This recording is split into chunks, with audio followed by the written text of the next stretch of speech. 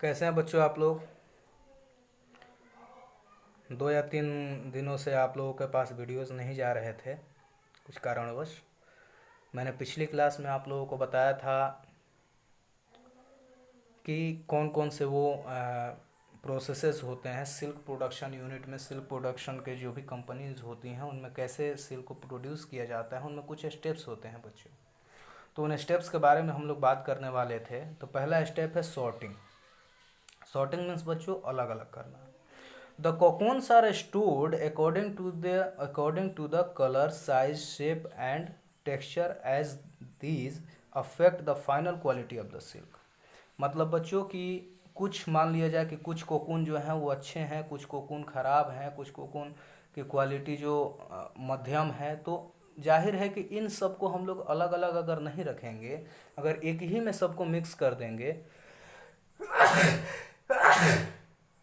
तो क्या होगा बच्चों कि उसकी जो ओवरऑल क्वालिटी होगी वो क्वालिटी ख़राब हो जाएगी। जैसे कि मान लिया जाए कि कोई ग्रेन ही है, जैसे कि कोई गेहूं के खेत में से गेहूं काट के आया और कुछ उसमें गेहूं ख़राब हैं, कुछ बहुत बढ़िया हैं। तो सबको अगर एक ही में हम लोग मिला के रख देंगे तो जो ओवरऑल जो हमारा प्रोड्यूस होगा वो क्या होगा, उतना बढ़िया नहीं बिकेगा जितना बढ़िया बिकना चाहिए। ठीक है ना। तो क्या करते हैं हम लोग कि उनको जो बढ़िया अनाज हैं उनको हम लोग अलग कर लेते हैं, जो ख़राब अनाज हैं उनको हम लोग अलग कर लेते हैं। तो यही प्रोसेस कहलाती है बच्चों सॉर्टिंग। तो कोकून्स भी अलग अलग क्वालिटी के होते हैं, अलग अलग कलर के होते हैं, अलग अलग टेक्सचर के होते हैं। तो उन सबको हम लोग एक ही में नहीं मिला के रखेंगे बल्कि उनको सबसे पहले अलग किया जाता है। तो सॉर्टिंग कहा जाता है उस प्रोसेस को। Cocoons may range from white and yellow to greyish. Means that कि कोकून जो होते हैं बच्चों वाइट भी होते हैं, येलो भी होते हैं और ग्रे कलर के भी होते हैं। तो उनको कलर के बेसिस पे, साइज के बेसिस पे, शेप के बेसिस पे या टेक्सचर के बेसिस पे उनको अलग अलग हम लोग कर लेते हैं। अगला प्रोसेस है बच्चों reeling the filament. The process of unwinding the silk filaments from the cocoon for use as silk is called reeling the silk. मतलब बच्चों कि सिल्क को क्या किया जाता है कि जब उनकी सॉर्टिंग हो जाती है तो उनको हम लोग क्या करते हैं कि फिलामेंट के फॉर्म में, कोकून में क्या होगा बच्चों, कोकून में जो फिलामेंट होंगे वो एक दूसरे के साथ कंबाइन होंगे, बहुत ही जुड़े हुए होंगे। तो उनको हमें अलग अलग करना कहलाता है रीलिंग। उनको हमें फिलामेंट के फॉर्म में उनको अलग अलग करना होता है कोकून से। The silk filaments are very fine. Silk के फिलामेंट जो होते हैं बच्चों बहुत ही ज़्यादा फाइन होते हैं, बहुत महीन होते हैं। So they are combined together to make a thread of raw silk. तो इसीलिए चूंकि बहुत महीन होते हैं तो उनसे कोई कपड़ा नहीं बन सकता। एक थ्रेड बनाने के लिए उसकी एक पर्टिकुलर थिकनेस भी चाहिए। तो इसीलिए बहुत सारे सिल्क फाइबर्स को हम लोग मिलाते हैं और फिर बनाते हैं थ्रेड, और उसी को हम लोग रॉ सिल्क कहते हैं। 3 to 10 strands are usually reeled at a time to produce the desired thickness of reeled silk which is known as raw silk। मतलब बच्चों कि 3 से लेके और 10 जो स्ट्रैंड्स होते हैं, जो महीन महीन जो सिल्क होते हैं, उनको बच्चों हम लोग एक साथ मिलाते हैं और तब हमें एक डिज़ायर्ड थिकनेस की हमारे पास एक थ्रेड बन पाती है और उससे हम लोग कपड़ा बना पाते हैं। अगला प्रोसेस है बच्चों बायलिंग। बॉयलिंग नहीं है, बायलिंग है। The reeled silk is packed in A small bundles called books. मतलब कि ये जो रील जो है बच्चों, जो जिसकी रीलिंग की गई है, उस रील्ड सिल्क को हम लोग स्मॉल स्मॉल बंडल्स में उसको पैक करते हैं, जिनको कि हम लोग बुक्स कहते हैं। Weighing weighing 2 kg to 4.5 kg। और उनका हम लोग वेट करते हैं बच्चों कि 2 किलो से 4.5 किलो के बीच में। वो जो सारे पैकेट्स हैं जो बुक्स कहलाते हैं, वो सारे बुक्स जो हैं बच्चों वो 2 से लेकर 4.5 किलो के बीच में होने चाहिए। These books are put into bales weighing about 60 kg। इनको हम लोग क्या करते हैं कि अलग अलग बंडल्स और बनाते हैं और इन बुक्स को हम लोग क्या करते हैं कि वेट करते हैं कि 60 kg का जब हो गया तब उसको हम लोग रख देते हैं। तो बेल्स में हम लोग 60 kg इसको मेज़र करते हैं, मापते हैं। In this form raw silk is transported to the silk mills for making silk fabric. और उसके बाद से वो सिल्क के मिल में चला जाता है जहाँ पे सिल्क के कपड़े बनाए जाते हैं। तो बातें क्लियर हो रही है बच्चों। आगे चलते हैं। अब बात करते हैं टाइप्स ऑफ सिल्क, किस तरह से कौन कौन से टाइप्स होती हैं सिल्क की, उसको भी जरा पढ़ लेते हैं। The 4 varieties of natural silk are mulberry silk, tussar silk, muga silk and eri silk. 4 तरह के बच्चों सिल्क की वेराइटीज होती हैं, कौन कौन सी? मलबरी, तुषार, मुगा और Eri. The most common silk moth is the mulberry silk. बच्चों ये सब नाम कैसे हैं? ये सब उन कीड़ों की वजह से इनका नाम अलग अलग पड़ा है। मलबरी, तुषार, मुगा एंड एरी, इनका अलग अलग नाम इसलिए पड़ा है इन सिल्क का क्योंकि ये अलग अलग कीड़ों से बनाए जाते हैं, तो इसीलिए इनका अलग अलग नाम है। तो सबसे जो कॉमन सिल्क की जो मोथ है, सिल्क का जो कीड़ा है, वो क्या है बच्चों? Mulberry silk moth. The silk fibres obtained from this moth are soft, lustrous and elastic. ये जो बच्चों सिल्क फाइबर्स बनते हैं इस मोथ के द्वारा, मलबरी मोथ के द्वारा, वो बहुत ही सॉफ्ट होते हैं, बहुत ही चमकीले होते हैं, लस्चरस होते हैं और बहुत ही इलास्टिक भी होते हैं। There are many varieties of silk produced by the silk industry using a combination of fibres obtained from different moths.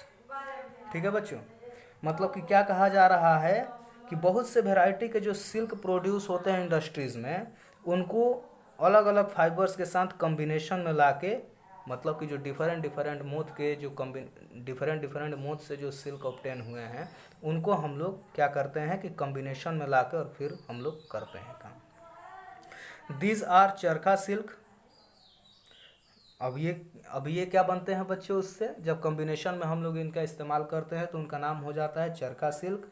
Chiffon, सिनोन, क्रीप, औरंगजा, स्टीन, tabby silk, matka, matka silk, मरसिहा, ये क्या है? मुर्शिदाबाद सिल्क। तो ये इतने तरह के सिल्क प्रिपेयर होते हैं बच्चों, अलग अलग जब इंडस्ट्री में ये सिल्क जाते हैं अलग अलग तरह के, तो उनके कॉम्बिनेशन से ये सारे बनाए जाते हैं। अब आगे चलते हैं बच्चों। एक्टिविटी यहाँ पे है। एक्टिविटी में कुछ नहीं करना है कि आपको टेलर की शॉप पे जाना है और वहाँ पे अलग अलग तरह के क्लोथ लेने हैं सिल्क के, और उनका पता लगाना है कि कौन से सिल्क क्लोथ में उनका अलग अलग टेक्सचर, उनका टेक्सचर कैसा है, उनका कलर कैसा है, ये सारी चीज़ों को आपको नोट डाउन करना है अपनी कॉपी पे। जो ट्राई दिस है बच्चों, जरा एक बार देख लेते हैं। फाइबर्स मेड यूजिंग केमिकल्स, उनको हम लोग क्या कहते हैं? ऐसे फाइबर जो केमिकल से बनाए जाते हैं उनको हम लोग क्या कहते हैं? क्या कहते हैं बच्चों? आप लोग लिखिएगा। Fibrous structure spun by, spun जो है वो थर्ड फॉर्म है स्पिन का, तो फाइबरस स्ट्रक्चर से spun by pupa of silkworm, मतलब कि प्यूपा के द्वारा जो स्ट्रक्चर स्पून करके बनाया जाता है उस स्ट्रक्चर को क्या कहते हैं? Small bundles of reeled silk, जो रीलिंग के बाद जो स्मॉल बंडल्स में बनाए जाते हैं सिल्क के, उसको क्या कहते हैं? The larva of silk moth, silk moth का जो लार्वा होता है उसको क्या कहते हैं? Cultivation of silkworms to produce silk, silk moth का प्रोडक्शन, सिल्क के प्रोडक्शन के लिए सिल्क मोथ का जो कल्टिवेशन होता है उस प्रोसेस को क्या कहते हैं? तो बच्चों ये सारे क्वेश्चंस मुझे उम्मीद है कि आप लोग कर लेंगे। सेरिकल्चर में बच्चों कुछ हेल्थ हजार्ड्स भी होते हैं, इनको भी जरा एक बार देख लेते हैं, उसके बाद से आगे की बातें कल करेंगे। जरा देखिए बच्चों क्या कहा जा रहा है कि हेल्थ हजार्ड्स इन सेरिकल्चर। क्या क्या वो हेल्थ हजार्ड्स हैं? Production of silk is associated with several health problems. जो सिल्क का प्रोडक्शन होता है बच्चों उसमें बहुत सारे हेल्थ प्रॉब्लम्स होते हैं। कुछ प्रॉब्लम्स हैं। Workers need to dip their hands frequently in boiling water to जज whether the silk threads have become soft enough to be extracted. मतलब बच्चों कि जो वर्कर्स होते हैं उनको अपने हाथ बॉइलिंग वाटर में बार बार डुबोना होता है ये चेक करने के लिए कि सिल्क के जो थ्रेड्स होते हैं वो उतने ज़्यादा सॉफ्ट हुए कि नहीं हुए कि उनको अब उनमें से निकाला जाए।